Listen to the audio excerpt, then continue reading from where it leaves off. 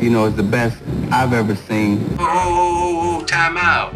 NBA Hall of Famer Isiah Thomas posted a screenshot on Instagram.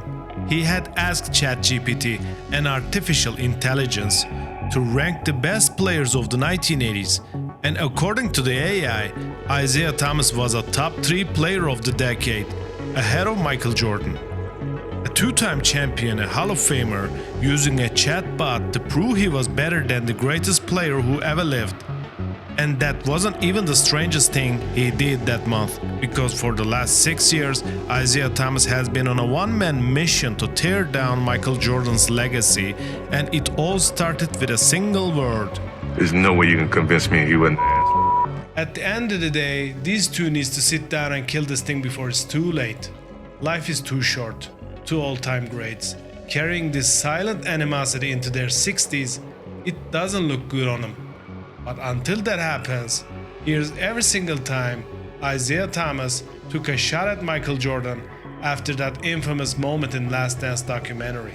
In April 2020, the entire world was locked in their houses, and ESPN dropped a 10-part documentary called The Last Dance. Last Dance was supposed to be the Michael Jordan's victory lap, 10 episodes documenting his 6 championships with the Chicago Bulls.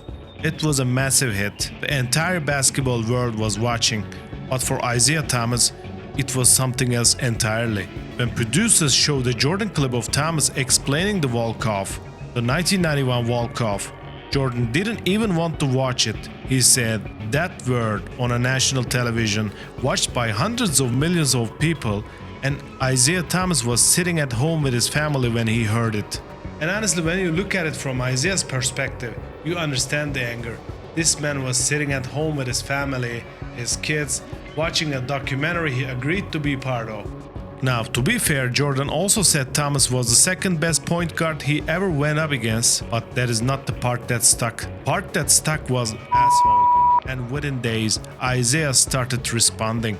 In May 2020, just days after those episodes aired, Thomas gave a long interview to CBS Sports, and this is where we first hear the arguments that he would repeat over and over for the next 6 years. This became Isiah's core thesis.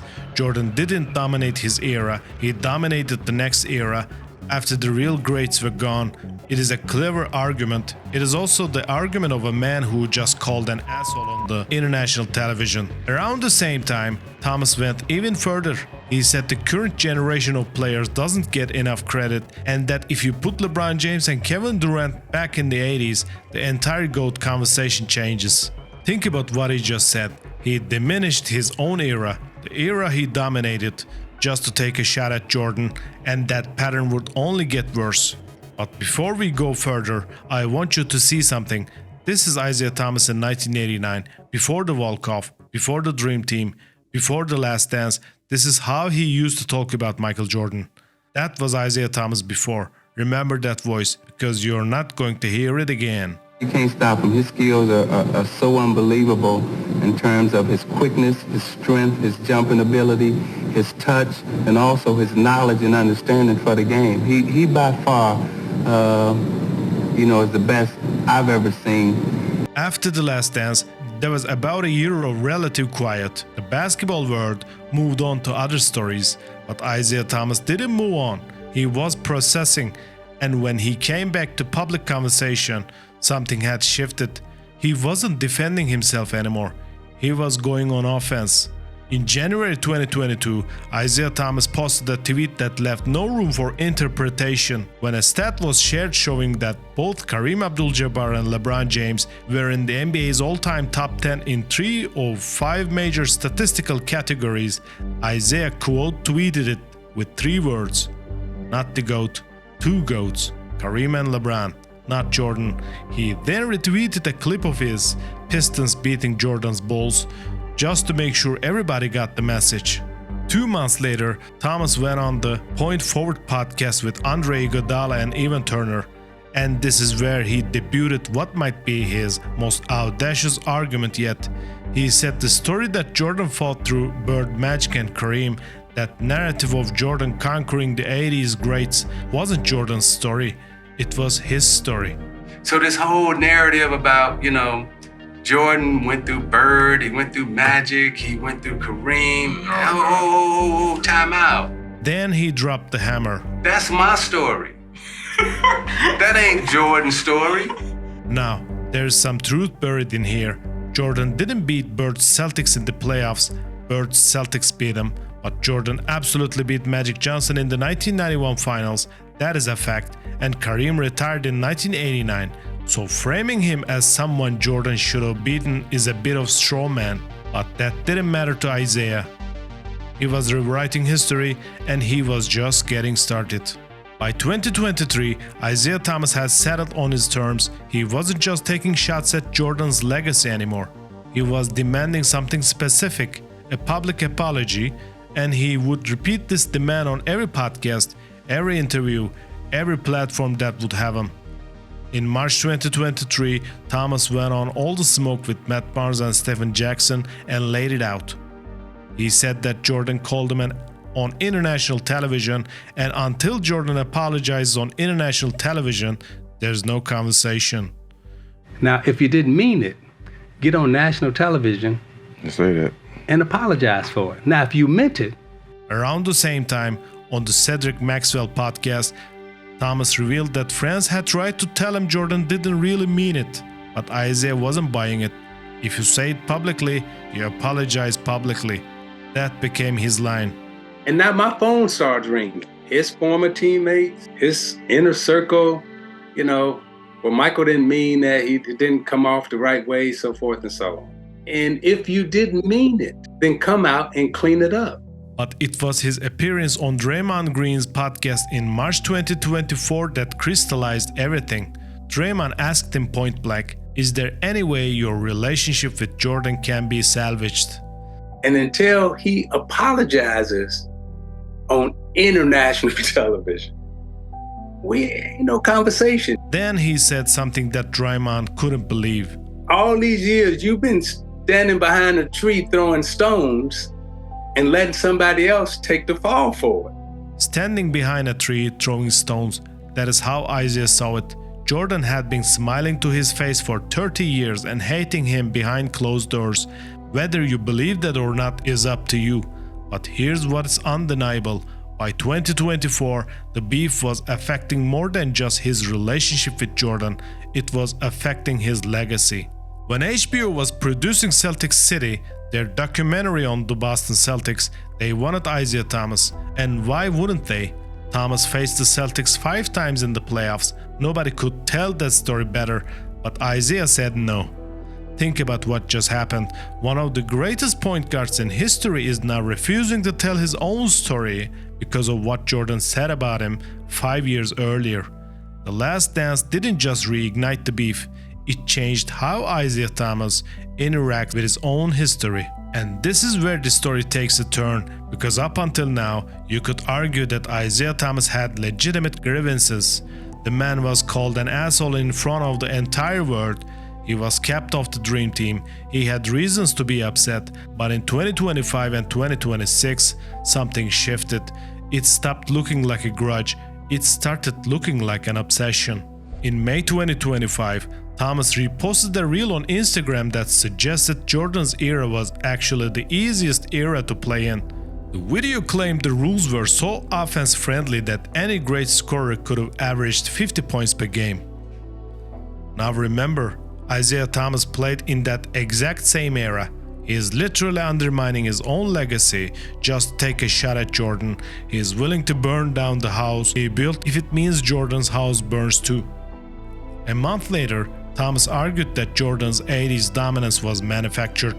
He said MJ refused to pass the ball and only started winning when Phil Jackson replaced Doc Collins as head coach and forced Jordan to trust his teammates. By December 2025, Thomas was still at it. On the Neighborhood Business podcast, he said he still can't wear Jordans, the shoes, and reiterated his demand for public apology. 5 years later, The Last Dance, 5 years, and he is still talking about the same word. Still today, some of the Jordan stuff is fly, but I can't mess with it. If I walked in here with some Jordans on, you'd be like, Zeke, man. What's going on, man? Then came January 8, 2026. Isiah Thomas appeared on the FanDuel's Run It Back, and he delivered what might be his most iconic anti-Jordan monologue yet. Then when y'all say who the greatest, y'all talk about the guy that gave you some shoes and, gave you some warm-ups. Gave you some shoes and warm-ups. That line went everywhere because it had just enough truth to sting. A lot of players are loyal to Jordan because of Jordan brand deals, and Isiah knew exactly what he was doing. The very next day, Thomas argued that in every other sport, the greatest athletes hold the records. But Jordan doesn't lead a single all-time statistical category, not points, not assists, not rebounds, nothing. It is technically true. LeBron leads in points, Stockton in assists, Wilt in single-game records, but it also ignores that Jordan retired twice and played only 15 seasons, context that Isiah conveniently leaves out every single time. LeBron James sitting there, he holding every single basketball record. I mean, every single one of them. And then ChatGPT incident, January 10th, the day Isiah Thomas asked ChatGPT to validate his career. In March 2026, Thomas appeared on MSNBC's The Beat with Ari Melber. The host asked a simple question, "When was the last time you spoke to Michael Jordan?" Thomas started laughing, and then he said, "Right before the Dream Team, that was 1992, 34 years of silence." When's the last time you and Michael talked? It was right before the Dream Team. On March 26, Thomas was back on Run It Back. This time he declared that LeBron James' 2026 season had officially ended the GOAT debate. Like LeBron James. So does that make him the GOAT? In my opinion, yes. The very next day, literally 24 hours later, Isiah was back on the same show, and this time he dropped the wildest take yet. He said if you took Michael Jordan off the Chicago Bulls and replaced him with Kevin Durant, the Bulls would have still won 6 championships. And I said to Kevin Durant, hey, if you would have played back in our era and they took Michael Jordan out, would he have won 6 championships? Absolutely. And then, when the hosts mentioned that Kevin Durant had just passed Jordan on the all-time scoring list, Isiah's reaction was 2 words: love it. A Hall of Famer celebrating another player's passing his rival on a list, not because he loves Durant, because he hates Jordan. Love it. I love it because Here's where I'll leave you. Since The Last Dance aired, I counted over 20 separate public instances of Isiah Thomas going after Michael Jordan.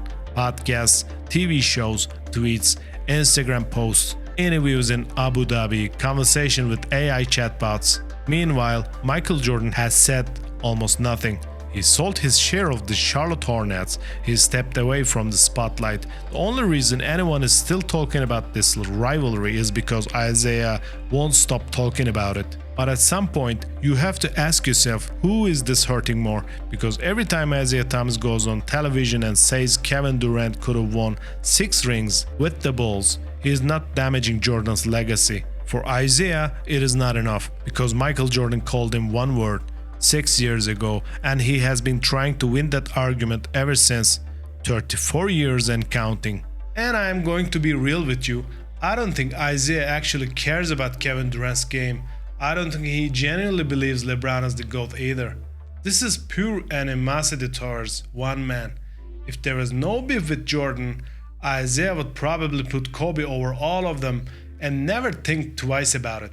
Every name he throws out there, KD, LeBron, Kareem, they are not the point, they're just a weapon.